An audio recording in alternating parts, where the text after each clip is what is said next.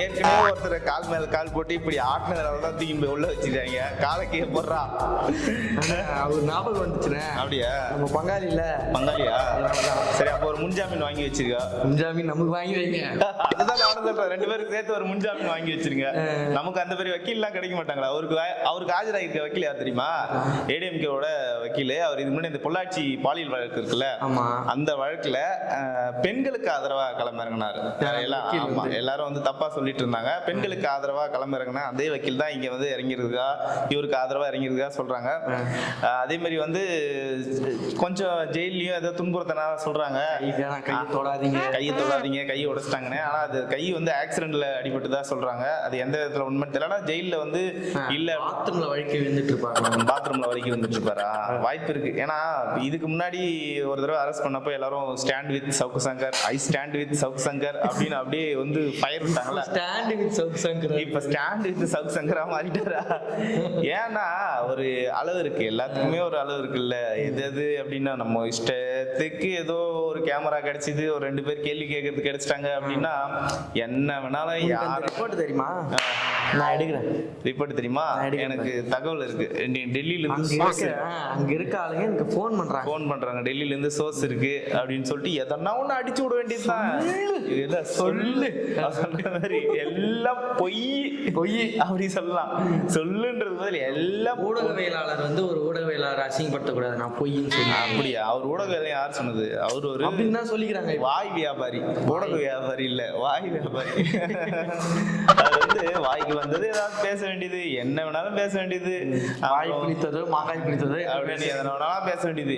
அவர் தான் சொன்னாரு, இவன் போதையில் அடிமையாயிட்டான், அவன் போதையில் அடிமையாயிட்டான், முகாசனோட அண்ணன் புள்ள என்ன தெரியுமா, அவங்க தெரியுமா, மருமக என்ன தெரியுமா, இப்பெல்லாம் பேசிட்டு கடைசியில இப்போ அவரு கஞ்சா வச்சு இந்த வழக்குல உள்ளத்துக்கு போட்டிருக்காங்க. எதுக்கு? சிகரெட் பிடிச்ச வீடியோலாம் நிறைய பார்த்திருக்கோம். அது சிகரெட்டா கஞ்சாவான்றது நமக்கு தெரியாது, அது காவல்துறைக்கு தான் தெரியும். மட்டும்தான் வருது. ஆமா, புகை மட்டும்தான் வருது. இப்போ இதுக்கு முன்னாடி ஒரு சில பேர்லாம் ஃபயர் விடுவாங்க. நம்ம முழு சட்டை மாறன் இருக்கார்ல, முழு சட்டை மாறன்லாம் கூட வந்து ஆரம்பத்துல இப்போ சவுக்கு சங்கருக்கு ஸ்டாண்ட் வித் சவுக்கு சங்கர் அப்படி இப்படி நான் ஏன் இப்ப பேச மாட்டேறாங்க? அவரும் பாத்ரூம்ல வலிக்கு வந்துருவாரு, பயமோ ஸ்டாண்ட் கொடுக்கணும்ன்ற நிலைமை வந்துரும், இவருக்கும் ஸ்டாண்ட் கொடுக்குற நிலைமை வந்துருமோ அப்படின்னு ஒரு மனசாட்சியோட பேசணும். பேசுறதுன்றது அனாவசியமா பேசுறது. சொல்ல வேண்டியது எந்த தலைவர் வேணாலும் இப்ப என்னதான் இருந்தாலும் அவரு மறைமுகமா வந்து அதிமுகவை சப்போர்ட் பண்ற மாதிரி. மறைமுகமா இல்ல, நேரடியாவே அதிமுக மாநாடு ஒன்று நடந்துச்சு பாத்தீங்களா? மாநாட்டுக்கு போய் வந்து அவரு மறைமுகம் இல்ல, நேரடியாவே அதிமுகவுடைய சப்போர்ட் உள்ள இருக்கிறாரு.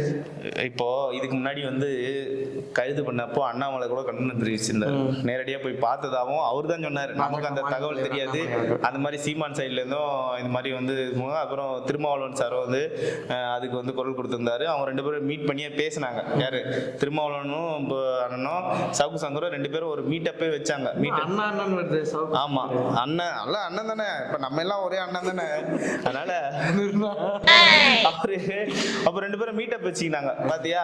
அப்புறம் இந்த ஸ்ரீமதி விஷயத்துல என்ன பேசணுமோ எது வேணாலும் பேச வேண்டியது.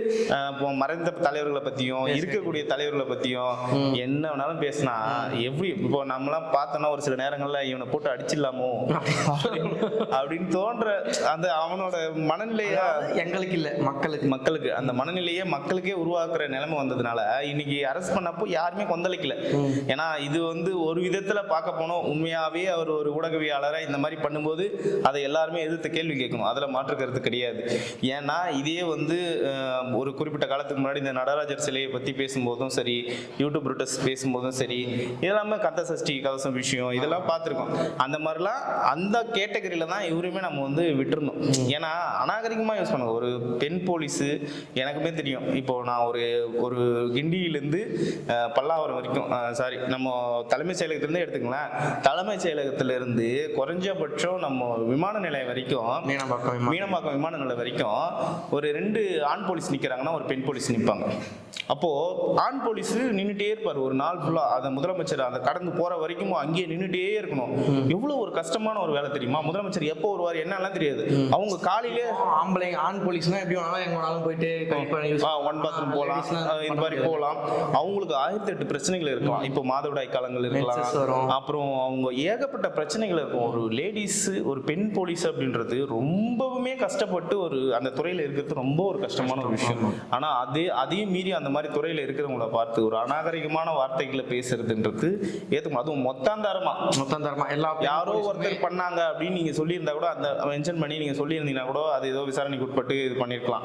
மொத்தாந்தாரமா ஒரு பெண் போலீஸ்களையும் அவங்க இந்த துறைக்கு வர்றதே கம்மி தான். வந்திருக்கிறவங்களே நம்ம மோட்டிவ் பண்ணணும், டிமோட்டிவ் பண்ணக்கூடாது. அதையும் பண்ணிட்டு சாவகாசமா நீ உலகத்தி வந்தா யாரு வாய் இருக்குனாலும் என்ன பேசக்கூடாது. நீ என்ன அந்த மக்களுக்கு செஞ்சுட்ட? ஆனா இப்ப நம்மளுக்கு கண்டென்ட் இல்ல சொல்றாங்க. அவங்க யாரோ கண்டென்ட் கொடுக்குறாங்களாமே. யார் கண்டென்ட் இல்ல, அவருக்கு சோர்சஸ் வந்திருக்கான். நம்ம எடுத்துக்கலாம் அடுத்து அப்ப நம்ம தான் ஜாமீன் வாங்கணும். ஞாபகத்துல வச்சுக்கோ. ஜெயில போட்டோட நேரம் தூக்குதான் நேரா தூக்கு போடுற அளவுக்கு நம்ம என்னடா பண்ணா அண்ணன் சப்போர்ட் பண்ணி அப்படி சொல்றியா? அண்ணன் இல்ல நானா உண்மையான ஒரு ஊடகவியாளருக்கு இந்த மாதிரி நடந்ததுன்னா அதை கடுமையாக எதிர்க்க வேண்டிய விஷயம் தான். அதுல மாற்றுக்கிறதே கிடையாது. ஊடகம் கிடைச்சிருச்சு, ஒரு வலைவலி கிடைச்சிருச்சு அப்படின்றதுக்காக என்ன வேணாலும் நம்ம வாய்க்கு வந்ததை வேணாலும் பேசிட்டு போயிடலாம் அப்படின்னு பேசுறவங்களுக்கு இது ஒரு முன்னுதாரணமா இருக்கணும். ஆமா, இது ஒரு முன்னுதாரணமா தான் என்ன வேணாலும் பேசிட்டு போயிடலாம். இப்ப இதுக்கு முன்னாடி கூட நம்ம கடந்த ஆட்சியில பார்த்தோம். இப்போ யூடியூப் ரூட்டர்ஸ் எல்லாம் இருக்காங்க, அவங்க என்ன வேணாலும் பேசுவான். இப்ப ஏன்னா அவங்க மேல ஆக்ஷன் எடுக்க மாட்டாங்க. ரீசன் என்ன, அது திமுகவுடைய ஒரு ஊடகம் அப்படின்னே சொல்லிட்டு போயிடலாம். இப்ப அவங்க எல்லாம் வந்து நீ என்ன உட்காந்து பேசுற அளவுக்கு அவங்க எல்லாம் மதிப்பு கொடுக்குறாங்க. பார்த்தோம், நம்ம கடந்த காலங்களில் பார்த்தோம். கந்த சஷ்டி கவசத்தை அசிங்கப்படுத்தினவனுக்கு நீ என்ன வாய்ப்பு கொடுக்குறாங்க. விஜய் டிவில வாய்ப்பு கொடுக்குறாங்க, நல்லாவே தெரியும். அதெல்லாம் ஊக்குவிக்கிறாங்க, புரியுதா? அது மாதிரி நம்ம கடைசியா பார்த்தோம், அந்த கானா இவன் வந்து அரெஸ்ட் பண்ணவன் அவனுக்கும் வாய்ப்பு கொடுக்குறாங்க. அந்த மாதிரிலாம் வந்து ஊக்குவிக்கிறாங்க. ஆனா இவரு இந்த மாதிரி பண்றது அப்படின்னா உண்மையான ஒரு ஊடகவியாளர்னா நாம எதுக்கலாம், மாற்றுக்கிறதே கிடையாது. ஆனா நிறைய இடங்கள்ல ஸ்கேம் பண்ணியிருக்காரு. ஸ்கேம்னா காசு வாங்கியிருக்காரு, மிரட்டல். சென்னையில நிறைய இடங்கள்ல இடம் வாங்கியிருக்காரு, நிறைய இடங்கள்ல பிளாட்ஸ் வாங்கியிருக்காரு. இப்போ அந்த ஜி ஸ்கொயர் பிரச்சனைல கூட இது ஏன் போய் கை தொடுறாருன்னா அதுல பேசினா ஏதாவது வருமானம் அப்படின்னு. இப்போ ஒருத்தரை எதிர்த்து பேசும்போது அந்த எதிர்த்து பேசுறோம் நேரா எங்க போறோம்னா பேசுறவண்டியே வரான். இப்போ வெளியே சமூக வலைத்தளங்கள்ல கமெண்ட் பண்ணாம பேட்டி கொடுக்காம இப்போ அவன் வந்து ஒரு நிறுவனத்தை எதிர்த்து பேசும்போது என்ன பண்றான், நேரடியா அந்த நிறுவனத்துக்கு சொந்தக்காரன் என்ன பண்றான், என்னை பத்தி பேசாத, ஒரு அமௌண்ட் வச்சு குடிச்சுக்கோ, பிரச்சனை இல்லை அப்படின்னு சொல்லிட்டு. எனக்கு என்னன்னா முன்ஜாமீன் அப்ளை பண்றதுல இன்னும் ஒரு ஆள் முக்கியமா இதுல சேர்க்க வேண்டியிருக்கு. நம்ம மாதேசன் இருக்குல்ல, ஆதன் டிவி மாதேஷ், அவருமே முன்ஜாமீன் கேட்டு இங்க மனு தாக்கல் பண்ணணும். ஏன்னு கேளு, அவருமே இந்த மாதிரி தான் கேள்வி எல்லாம் கேட்பாரு. அப்படியா குடிச்சிருக்காரு, பட்வைஸ் பீர்லாம் வாங்கி குடிச்சாரா சொல்றேன். அவருலாம் கூட இந்த மாதிரி கேள்வி கேட்கணும். எதிரில யார் உட்காந்துருக்கா அவங்களோட என்ன மாதிரியான கேள்வி கேட்கணும் அப்படின்னு இன்னைக்கு உயர்நீதிமன்றம் இல்ல அவரெல்லாம் விட்டுருங்க, முக்தர்லாம் விட்டுருங்க, முக்தர்லாம் பிரச்சனை கிடையாது, அந்த மாதிரிலாம் பேச மாட்டாரு. நம்ம இவர் ஏன் சொல்ற மாதேஷ்னா எதிரில் இருக்கிறவங்க அந்த அவங்களுக்கு அந்த பேசணுன்ற எண்ணமே வராது. இவங்க வந்து அந்த கேள்வியை கேட்கும்போது அந்த பேசுற எண்ணத்தை புதுசா உருவாக்கிறாங்க. அவங்க கிட்ட ட்ரைனிங் போலான்னு வெயிட் பண்ணிட்டு இருக்கேன். நீ அவங்க கையில ட்ரைனிங் போறியா? வேற அடுத்த டிபேட் பண்ணனும் சொல்லிருக்கீங்களா? அதனால ட்ரைனிங் போற மாதிரி ட்ரைனிங் போனா அப்ப முன்ஜாமீன் ஒண்ணு அப்ளை பண்ணிட்டு ட்ரைனிங் போ.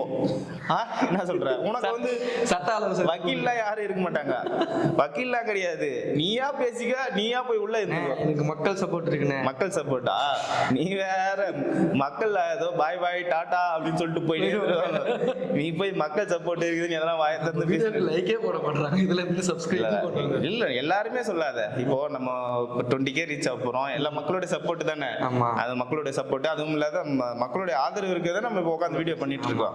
அது மாதிரி வலைவலி கிடைச்சதுன்றதுக்காக மக்களுக்கு தேவையானதையும் மக்களுக்கு உண்மையை மட்டுமே கொண்டு போய் சேர்க்கணும். அதை விடுத்து தேவையில்லாத தலைவர்களை பத்தி பேசு, தேவையில்லாத பொய் சொல்லி போனோம்னா டெய்லி 2 கண்டென்ட் போடலாம். பொய் சொல்லி போனோம்னா ஒரு நாளைக்கு 1000 கண்டென்ட் போடலாம், 1000 கண்டென்ட் போடலாம். இப்போ மக்களே சிந்திக்கணும். இதுக்கு முன்னாடி சவுக்கு சங்கருக்கு ஆதரவா இவ்வளவு பேர் பேசினாங்க, இப்ப யாருமே பேச மாட்டாங்களே, என்ன காரணம்? அவருக்கு நீங்க அப்ப கொடுத்த ஆதரவு தான் இன்னும் கொஞ்சம் நிக்கல் ஆயிடுச்சு. ஓ நாம உள்ள போனா ஸ்டாண்ட் வித் சவுக்கு சங்கர்னு ஹேஷ்டேக் போட்டு மீசியை முறுக்கிட்டு வெளியில வந்து இது பண்ணுவாரு. ஆனா மக்களுக்கு தெளிவா தெரியுது, ஆஹா இவன் முதல்ல ஓரளவுக்கு ஒழுங்கா பேசிட்டு இருந்தான், இப்ப வந்ததுக்கு அப்புறம் சப்போர்ட் பண்ணாங்க பாரு. அண்ணாமலை சப்போர்ட் பண்ணானா, அண்ணாமலை சப்போர்ட் பண்ணா அண்ணாமலையே நம்ம தாக்கி பேசு. சீமான் சப்போர்ட் பண்ணாரா, சின்ன வாங்கவே துப்பு இல்ல, நீ என்ன கட்சி நடத்துற? சீமானையும் தாக்கு. இவருக்கு எல்லாம் தெரியும். திருமாவளவன் சப்போர்ட் பண்ணாரா? அவரு 2 சீட்டுக்கு போய் அறிவாலயத்துல போய் கெஞ்சிங் கிடைக்கிறீங்களா? அறிவில்லையா அப்படின்னு பேசு. என்ன சொல்ற?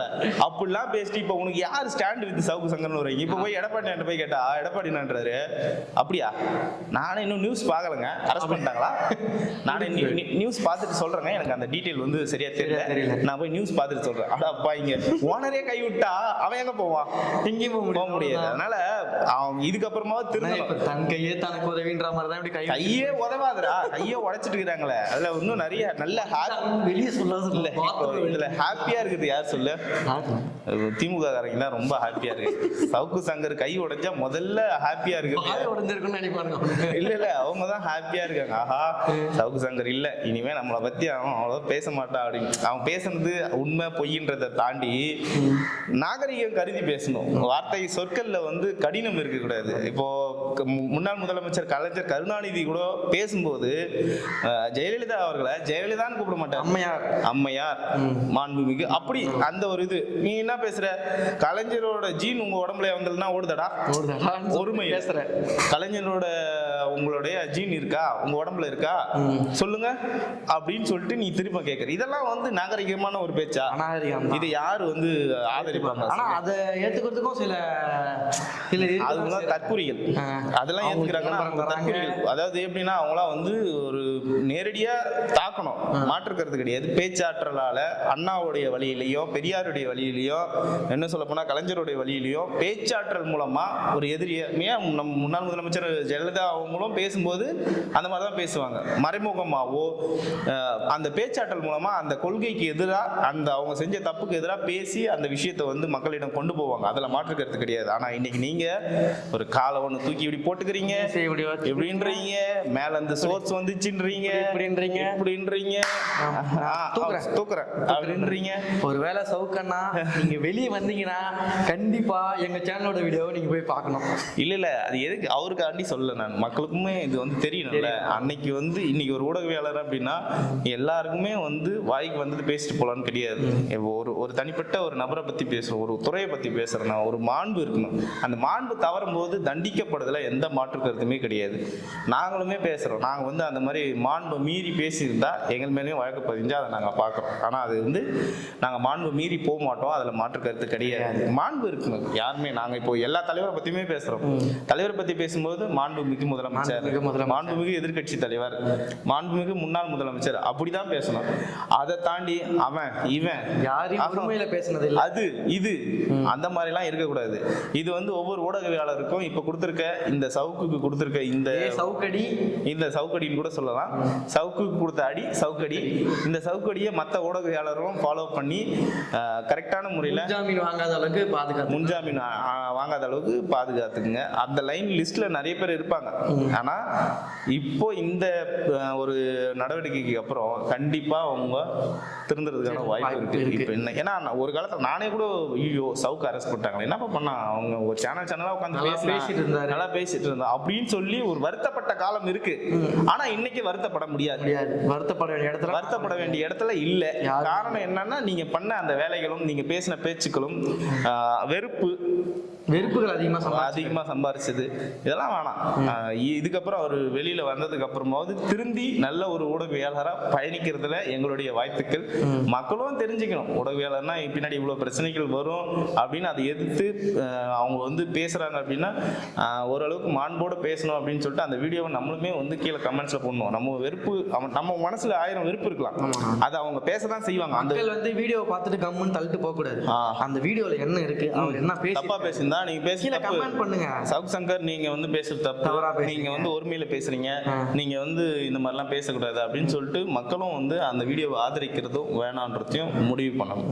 ஏன்னா இது இப்ப இருக்கிற காலகட்டத்துக்கு காணொலிகள் நிறைய பெருகிருச்சு, யூடியூப் வலைதளங்கள் நிறைய பெருகிருச்சுன்றப்போ அதை கட்டுப்படுத்தணும் அப்படின்னு உயர்நீதிமன்றமே சொல்லியிருக்கு. அதாவது எந்த விதத்தில் கட்டுப்படுத்தினா சேனல்ஸ்லாம் கட்டுப்படுத்த சொல்லி உயர்நீதிமன்றம் சொல்லலை, அவங்களோட நடவடிக்கைகளை பாருங்க. மக்களுக்கு வெறுப்புகளை கொண்டு போய் சேர்க்காம கரெக்டான கருத்துக்களை சொல்றவங்கள விட்டுருங்க. வெறுப்பு பேச்சுக்கு உண்டாக்குறாங்க அப்படின்னா அவங்க மீது கடுமையான நடவடிக்கை அது இப்போ இந்த நேரத்தில் பதிவு பண்ண விரும்புகிறோம். மீண்டும் ஒரு அடுத்த காணொலியில் உங்களை சந்திக்கிறோம். நன்றி.